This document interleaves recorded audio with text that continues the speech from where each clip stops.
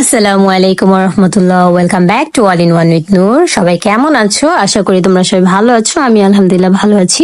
কিছু কারণে এই কয়দিন ভিডিও তেমন আপলোড করা হয়নি, তো আজকে চলে এসলাম ছোট্ট একটি ভিডিও নিয়ে, যেখানে ছিল আমের আচার। যেহেতু এখন আমের দিন, কাঁচা আমের সিজন চলছে, তো তোমরা সবাই বাড়িতে বসে এটা বানিয়ে নিতে পারো। এটাতে বেশি তেমন কোনো উপকরণ লাগে না, শুধু পাঁচফোড়নের গুঁড়ো, একটু হলুদের গুঁড়ো, একটু মরিচের গুঁড়ো, রসুন, আর হচ্ছে মরিচ পেস্ট, আর এই তো সরিষার তেলের মধ্যে গরম করে একটু সরিষা দেওয়া, আর চিনি, লবণ পরিমাণ মতো, এগুলো দিয়ে বানিয়ে তোমরা ফ্রিজে রেখে 10 থেকে 15 দিন সার্ভ করতে পারো গরম গরম রুটি, পরোটা, খিচুড়ি, ভাতের সাথে। এটা খেতে খুবই সুস্বাদু।